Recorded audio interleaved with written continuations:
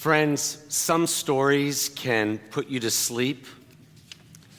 Others wake you up. Here's one that woke me up, and I hope it does the same for you on this Thanksgiving Shabbat. The story is about a graduate of the U.S. Naval Academy, a fighter pilot in Vietnam named Charlie Plum.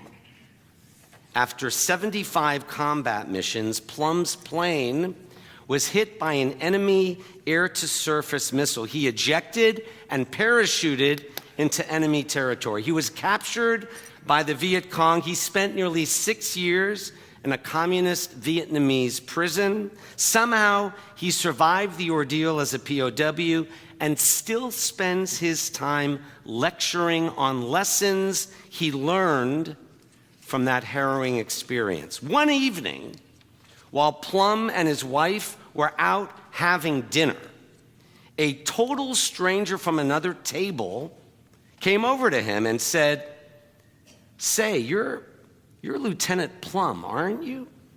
You flew one of those jet fighters into Vietnam from the aircraft carrier Kitty Hawk? You were shot down, right?" "I sure was," Plum said, "but how did you know that?" "Easy," the man said. "I packed your parachute." Plum was absolutely stunned and equally grateful.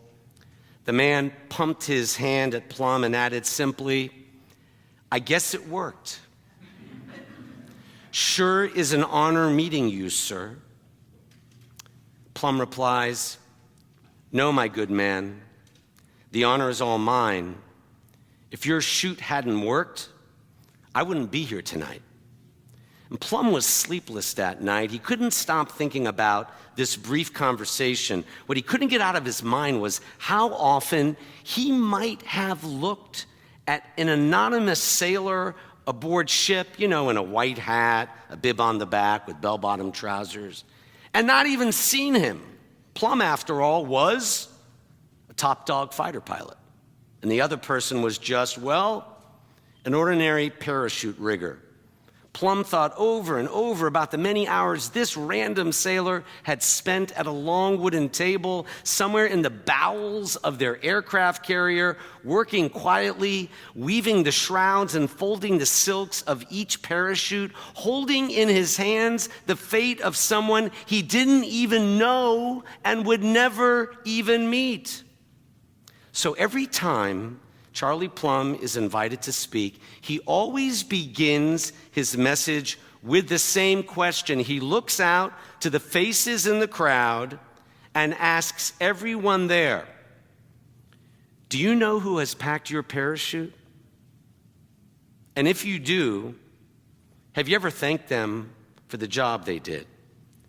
When a fighter pilot is shot down over enemy territory, he needs a whole supply of parachutes in addition to physical ones. He or she also needs a mental parachute, an emotional parachute, a spiritual parachute. And if you ever hope to survive the ordeal of a POW, you need to call on all of them. All the parachutes need to work.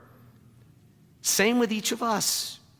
Every one of us needs somebody somewhere to pack our parachutes. And no one person can pack them all. We also pack parachutes ourselves for other people, even if we have no idea that's what we're doing. Parents, teachers, doctors, business people, friends, police, accountants, attorneys, psychologists, relatives, friends, all pack other people's parachutes. We all need parachutes we can count on, but let's face it, while we all count on others, we take for granted the ones who packed those parachutes. We're all born of parents who packed our parachutes of values to get us through the toughest times. We all carry parachutes from teachers, mentors, who taught us skills and insights to last a lifetime. We can all cherished parachutes of friends, relatives, and spouses whose love and loyalty, whose understanding and compassion we never stop needing, but which we too often forget or ignore, unless it's Thanksgiving. I imagine each of you can think of someone, even a deceased relative or total stranger perhaps, who helped you in the midst of a mess or a rough moment and sent you an unexpected parachute just when you needed it, like a random act of kindness worthy of your thanksgiving.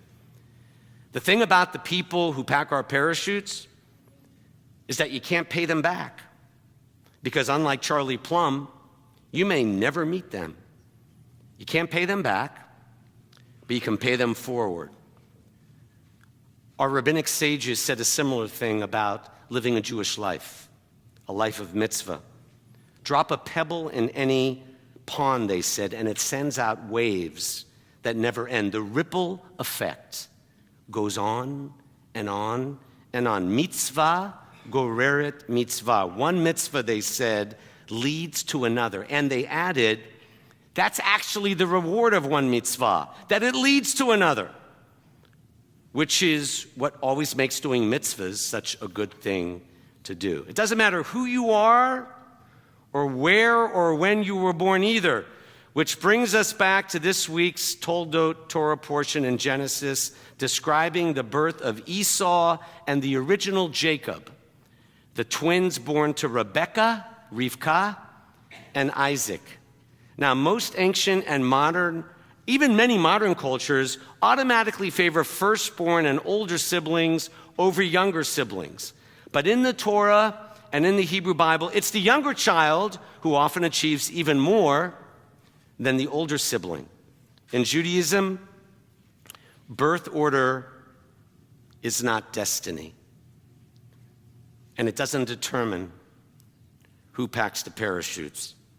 Listen to these young children in their families. Jacob, Joseph, Moses, King David, all younger children.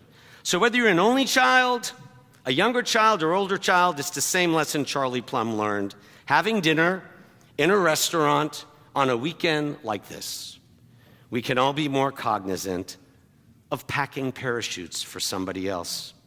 That's what it means to be a Jew. That's what it means to be a child of God. That's why we're put in this world, to pay forward the parachutes that others we cannot ever fully know or repay gave to us, and to pay it forward with gratefulness and thanksgiving. And let us all say, Amen.